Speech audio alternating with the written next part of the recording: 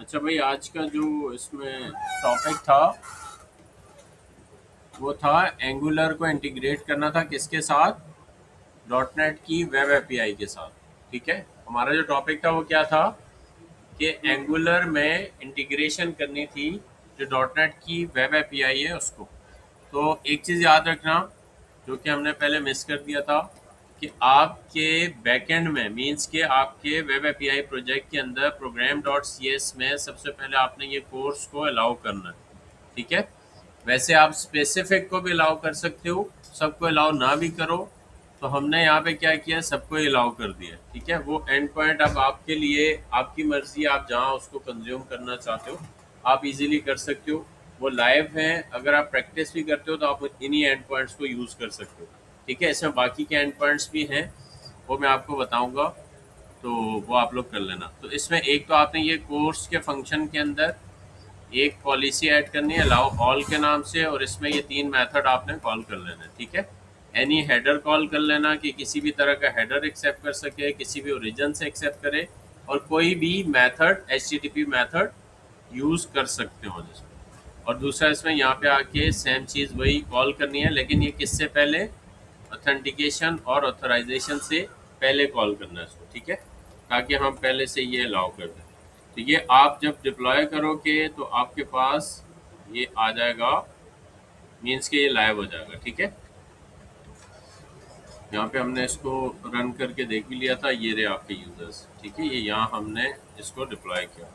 अच्छा, अब इसको ये जो आपका एंड पॉइंट है इसको हमने एंगुलर पे कैसे कंज्यूम करना है। सबसे पहले तो आप प्रोजेक्ट बनाओगे, प्रोजेक्ट बनाने के बाद इसमें एक कंपोनेंट बनाना है आपने और एक सर्विस बनानी है। ठीक है, सर्विस बनाने से पहले आप एक मॉडल का फोल्डर बना के उसके अंदर ये अपना मॉडल इंटरफेस उस हिसाब से बना लेना, आपके एंड पॉइंट को देखते हुए। इस एंड पॉइंट को देखते हुए इसमें जो जो भी ज़रूरी फील्ड्स आपको लग रही हैं आप उसी के हिसाब से एंड पॉइंट बना दोगे। ठीक है, इंटरफेस बना दोगे। इंटरफेस बनाने के बाद फिर आपने एक सर्विस बनानी है। ठीक है, ng जनरेट सर्विस, और सर्विस का नेम आप वो लिखोगे तो आपके पास ये सर्विस बन के आ जाएगी।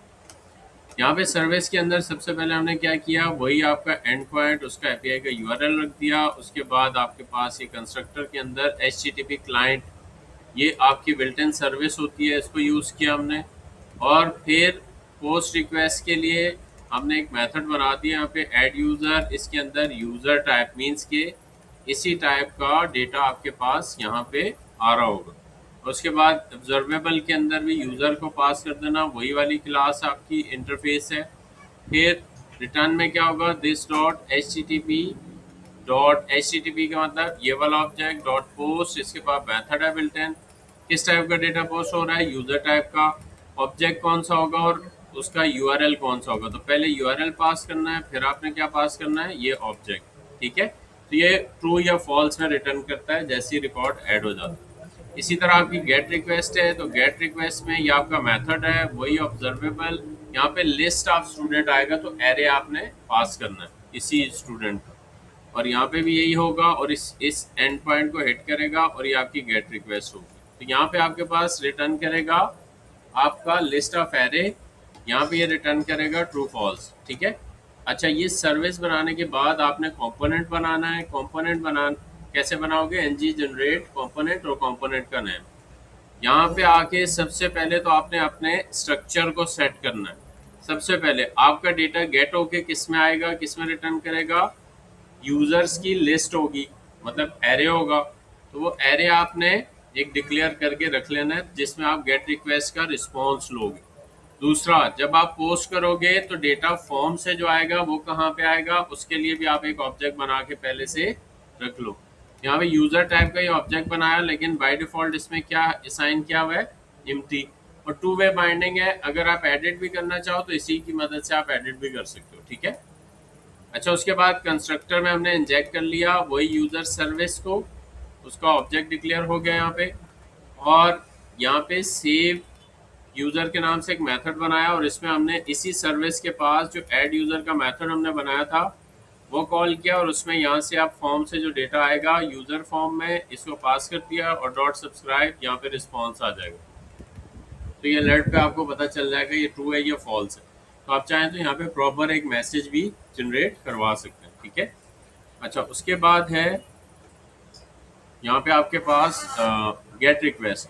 तो गेट रिक्वेस्ट के लिए हमने एक लोड यूज़र के नाम से मेथड बनाया और इसमें भी उसी सर्विस से गेट यूज़र कॉल किया। सब्सक्राइब करके जो डेटा हमने लिया वो किस में ले लिया, दिस डॉट यूज़र्स मीन्स के इस यूज़र्स के अंदर वो सारा रिकॉर्ड आ जाएगा। उसके बाद इसका जो वो है इंटरफेस, यहाँ पे यूआई है, वो हमने कुछ इस तरह से बनाई कि एनजी सबमिट के ऊपर ये इसका फॉर्म का इवेंट होता है एंगुलर में।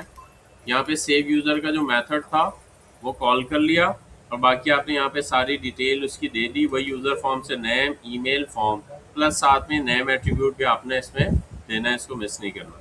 तो ये आपकी सेव की रिक्वेस्ट होगी, पोस्ट की रिक्वेस्ट, और उसके बाद गेट में आपने डेटा यहाँ से उसी यूज़र से लोड करके दिखा भी देना। ये जैसे ही हम इसको रन करेंगे प्रोजेक्ट को, तो आपके पास कुछ इस तरह से दिखेगा कि यहाँ से आपकी पोस्ट रिक्वेस्ट हो रही होगी और ये आपकी गेट रिक्वेस्ट है, ठीक है। डेटा आपका लोड भी हो रहा है और यहाँ से आपका रिकॉर्ड पोस्ट भी हो रहा है। और दूसरा ये है कि यहाँ पे आपने इसके जो राउट्स हैं उसको भी आपने सेट कर लेना है। तो ये बाय डिफ़ॉल्ट हमने एक यहाँ पे राउट बना दिया इसका। यूज़र्स का जो हमारा कंपोनेंट है उसको यूज़र लिखेंगे ब्राउज़र के अंदर, तो वो हमने ये राउट बनाया। तो दूसरा हमने एक चेंज ये किया था, यहाँ पे राउटर आउटलेट छोड़ दिया, बाकी सारा डेटा इसमें से उड़ा दिया। और यहाँ कंट्रोलर के अंदर ये एक तरह से कंट्रोलर है आपका कंपोनेंट, इसमें दो चीज़ें आपने कॉल करनी है, एक कॉमन मॉड्यूल और एक फॉर्म मॉड्यूल, ठीक है। तो ये दो चीज़ें, एक एट्रीब्यूट को सपोर्ट करता है और एक फॉर्म के साथ जो आप रिक्वेस्ट करते हो या फॉर्म का काम करते हो जिसमें कंट्रोल्स होते हैं, एक उसका काम करता है, ठीक है। तो ये आपके पास एंगुलर की इंटीग्रेशन थी किसके साथ, वेब एपीआई के साथ।